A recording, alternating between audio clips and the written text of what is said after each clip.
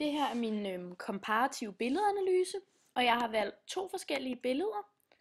Jeg har valgt Max Beckmanns Familienbild fra 1920 og Adolf Wissels Carlenberger Bauernfamilie fra 1939. Og jeg har valgt at gå i dybden med Max Beckmanns billede. Og først vil jeg lige fortælle lidt om den stilperiode, som billedet det er malet i. Max Beckmann var en tysk kunstner, som levede i Tyskland i mellemkrigstiden, efter et nederlag fra 1. verdenskrig, og i en periode, hvor nazisterne fik rigtig meget magt. Og tiden inden krigen, den havde været præget af impressionismen, som er en meget realistisk og naturalistisk kunstnerisk udtryksform. Men allerede i slutningen af 1800-tallet, ligesom ved impressionismens ende, der var en helt ny kunstform opstået. En helt ny stilperiode, som blev kaldt symbolismen.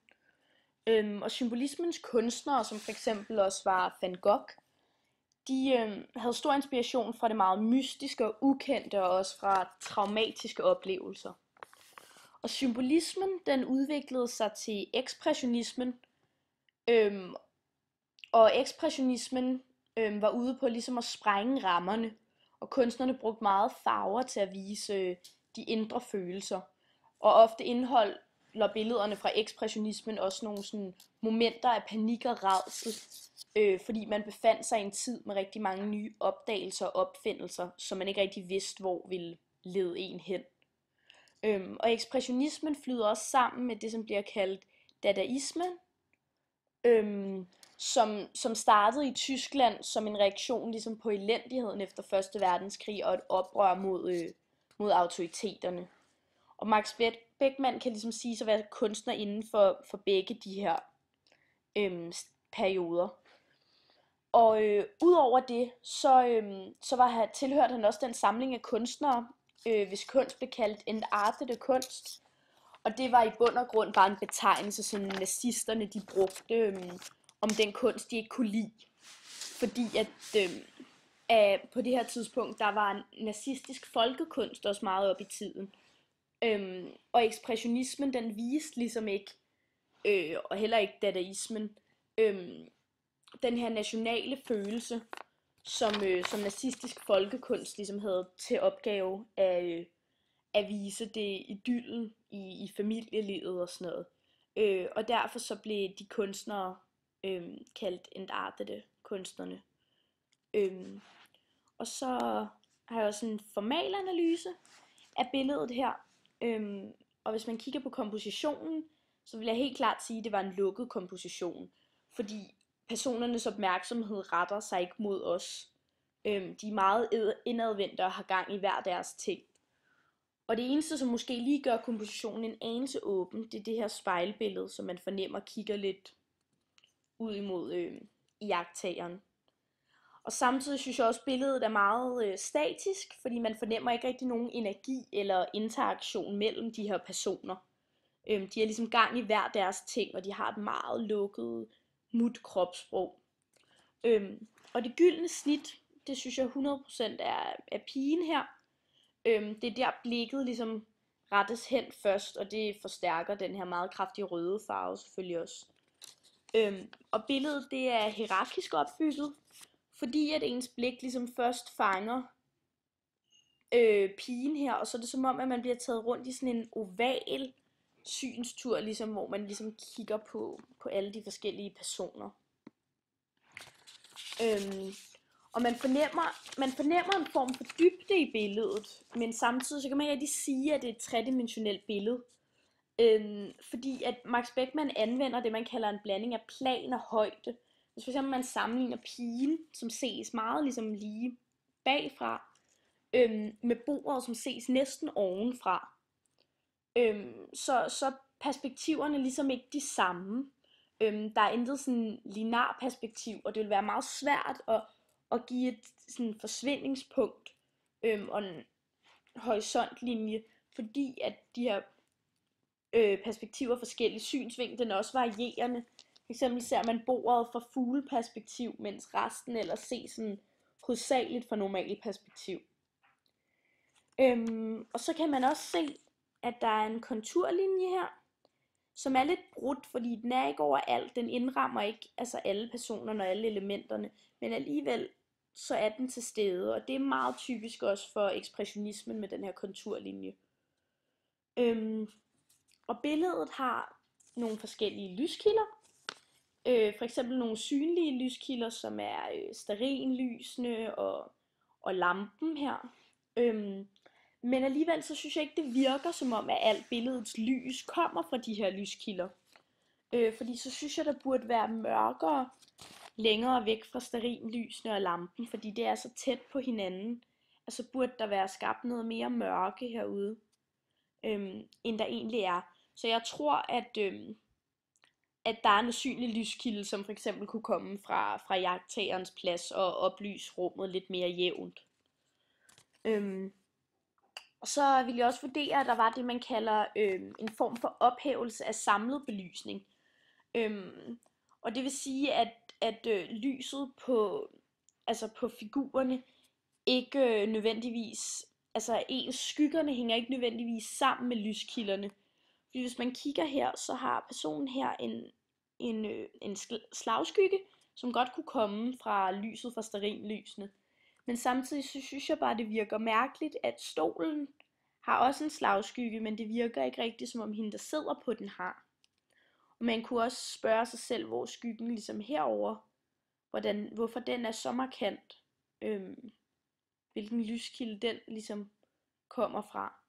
Og også den her skygge, som er heroppe i loftet, den er også meget markant. Så det er ikke nødvendigvis sådan, at skyggerne hænger sammen med de synlige lyskilder. Og rent farvemæssigt, så synes jeg, at billedet bygger på en treklang mellem rød, grøn og gul. Selvom der selvfølgelig også er en masse brunlige farver. Og ifølge Idens farveteori, som vi har læst om i billedkunstbogen, så er rød, grøn og gul faktisk ikke nogen harmonisk farveklang.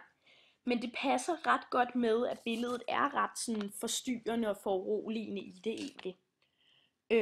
Og de mest markante komplementærfarver, det er den røde og den grønne, som er med til at fremhæve hinanden rigtig meget og skabe kontrast.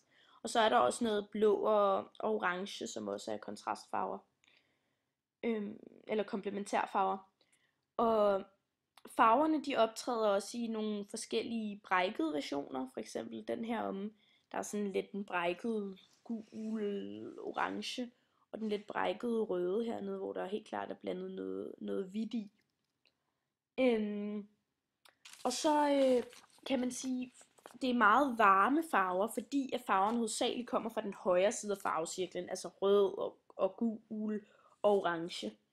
Og så er der også tale om en kvalitet og kvantitetskontrast, fordi at de meget rene og klare farver, som den røde og den gule, de har et meget lille område i forhold til for eksempel den her brækkede farve, som altså kvantitativt fylder ekstremt meget i baggrunden her. Så det er også en kontrast, der er ret markant i billedet. Og rent sådan betydningsanalysemæssigt, så giver billedet ved første øjekast et ret sådan foruroligende indtryk. Og det er meget kendetegnet for Beckmans malerier, at personerne ikke er i kontakt med hinanden, fordi han opfattede mennesket som et meget individualistisk væsen, og ikke så fællesskabsorienteret. Og samtidig så de intellektuelle gøremål, som læsning og musikken, også meget stærkt repræsenteret. Og så synes jeg, at der er en form for symbol, der viser, at billedet ligesom også repræsenterer de forskellige livsfaser, som en person gennemgår. Der er sådan barn og ældre og voksen, og der er ligesom de forskellige livsfaser. Og et af de symboler, der også er meget klart for mig, det er det her stearinlys, som er gået ud med røgen, som jeg tror symboliserer livets forgængelighed. Og det er jo også et tema, som hænger rigtig godt sammen med den netop overståede Første Verdenskrig, hvor Beckmann, han blev sendt hjem, han deltog, men blev sendt hjem på grund af psykiske lidelser. Og i mange af Beckmanns andre billeder, der er også for eksempel dødningehoveder, som også viser den her forgængelighed. Og så den der mangel på det der perspektiv og linjerne, som man ikke rigtig kan se, det viser måske også lidt den her ustabilitet, som der var politisk, og altså landet var rigtig nedbrudt, og der var ikke rigtig ligesom nogen retningslinjer for, hvad landet skulle nu. Så det tror jeg, at den her mangel på sådan et klart perspektiv og forsvindingspunkter og sådan noget også kunne symbolisere.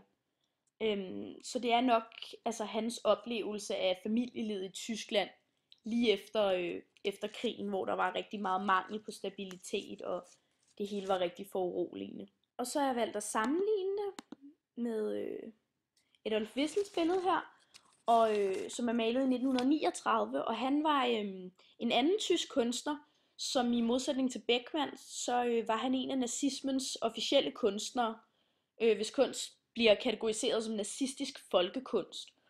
Og det havde ligesom til opgave at vise det meget naturlige og simple liv hos en tysk bondefamilie.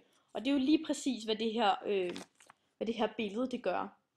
Og billedet det er langt mere naturalistisk end Beckmanns er. Og det er meget mere nedtonet og enkelt.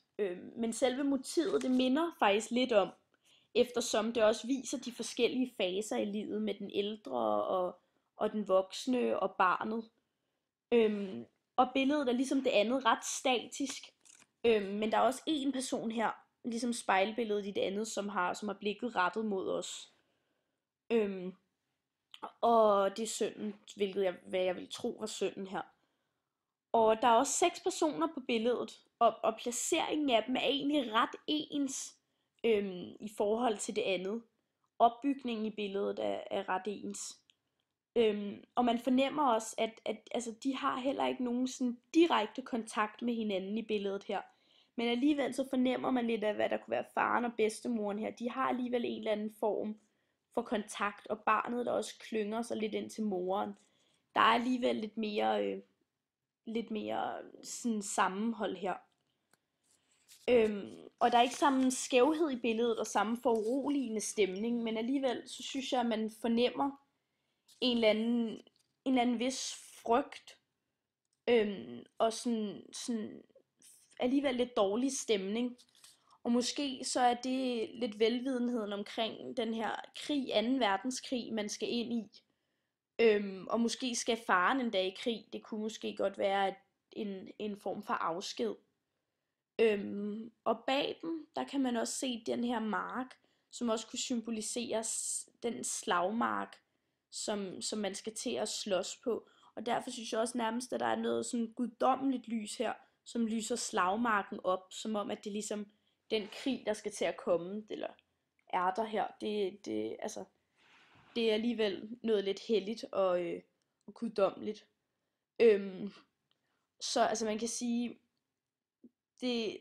billedet er stilmæssigt meget anderledes end Max Beckmanns. De er meget anderledes stilmæssigt, men alligevel så minder motivet ret meget om hinanden. Hvorimod det første billede, det viser ligesom det, der var reaktionen mod autoriteterne, hvor det her nede, det var ligesom, det viser essensen af nazismen, og så kommer det her, hvor Max Beckmanns billede er lige, hvor man er gået ud af en krig, hvorimod at det her billede er på vej ind i 2. verdenskrig, og der er noget mere stolthed i det her billede med det guddommelige lys, over at skulle forsvare landet, end der er i Max Beckmanns, hvor det mere er den ødelæggelse, der har været, og det nederlag, der har været. Så ja, det var min komparative billedanalyse af de 2 billeder.